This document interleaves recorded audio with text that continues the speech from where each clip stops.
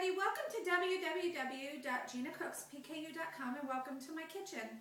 Today we're still working on Thanksgiving recipes and I'm going to be demoing on how to make chicken flavored nuggets. You could also make these turkey flavored nuggets if you use the juice from your turkey. Today we're going to be using, for flavor, it's the Knorr chicken bouillon. Any kind of chicken bouillon is fine. If you want to use a vegetable bouillon, go ahead, it's your nuggets. But if you want something a little special for Thanksgiving, just take the juice from your turkey, strain it through a really tight-knit strainer, and use that juice to flavor your mix, and that will make a turkey flavored nugget or meatball, okay? The first item we're using is cooked brown rice. Now guys, just so you know, this is regular long grain brown rice, and when I was cooking it, when you put it into your pot with water, that's when I add the chicken bouillon right into the water. That's when, if you were going to use the turkey juice or turkey flavoring, you would put that, instead of 2 1/4 cups of water, 2 1/2 cups of water per 1 cup, you would use some of the turkey stock into that, some of the turkey juice. Or you could keep it, the turkey juice, for later. But that's how I go ahead, and I have already seasoned with the bouillon my rice. So anyway, we need 1 cup of rice. And this is cooked rice, guys, so brown rice is 58 milligrams per 1/4 cup of cooked brown rice. Okay, so once you have that in there, I have already pre-measured two slices of Cambric Foods home-styled white bread. Any low-protein bread you have on hand is fine. Just put it through your chopper and make a breadcrumb out of it. So I'm going to throw my breadcrumbs into there. Just get that out. Tightly pack it, guys. Don't rip yourself off.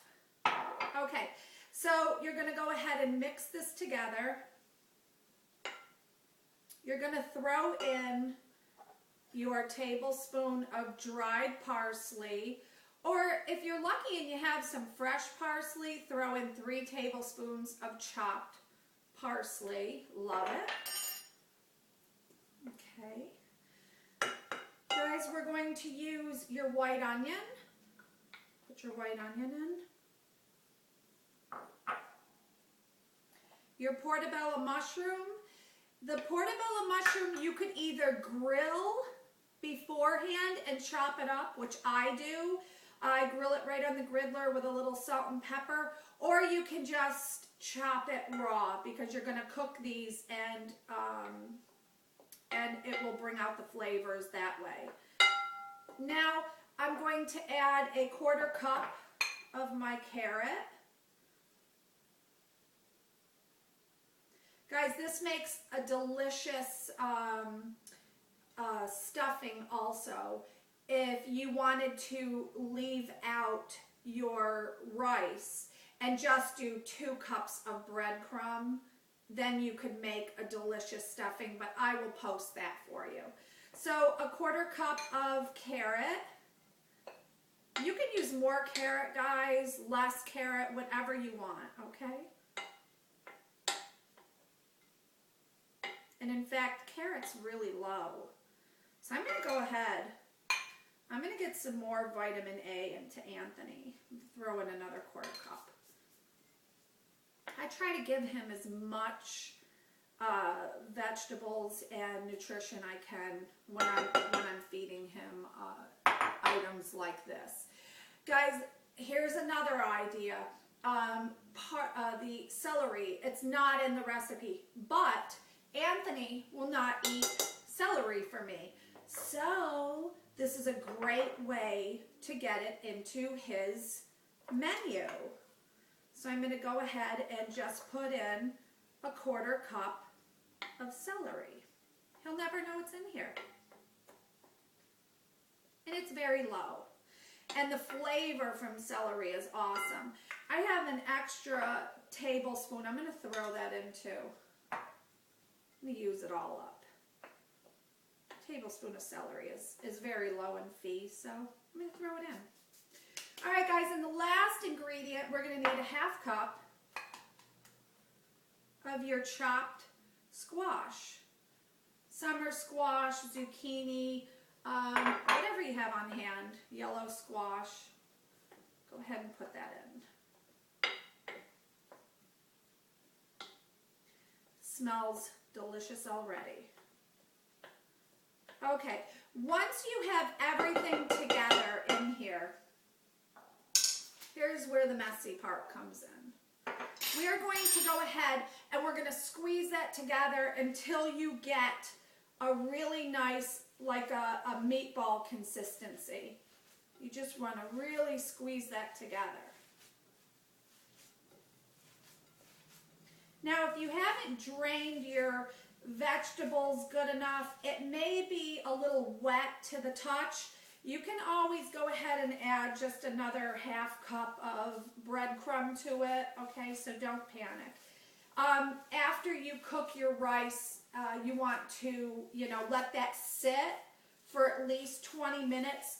It'll help get it a little bit more starchy, and it just will bind your nugget a lot better.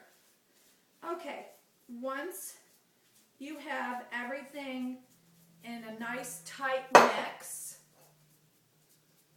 I'm just going to wash my hand.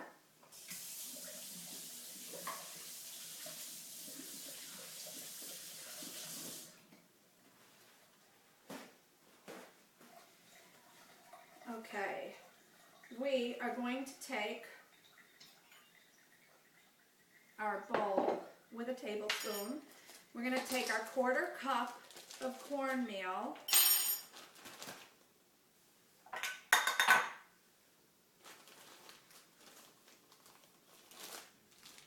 And sprinkle some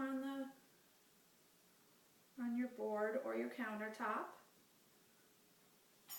I'm going to take a tablespoon, a nice tablespoon of mix. See, guys, here's your meatball. Now, if you had flavored it with turkey juice, you'd have a turkey meatball, okay?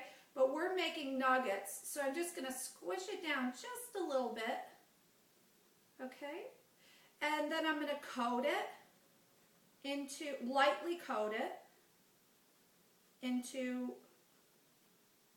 the cornmeal. Make sure you get it all over. And then that goes on a lightly sprayed pan.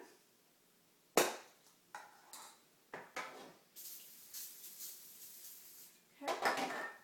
You're going to place it right on there. So we're going to do one more.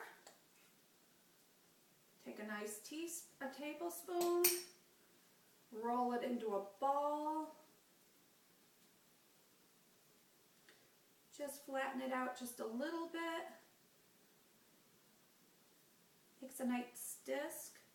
You could shape these however you want, guys. Make sure you're coating it. And it goes right on your baking dish.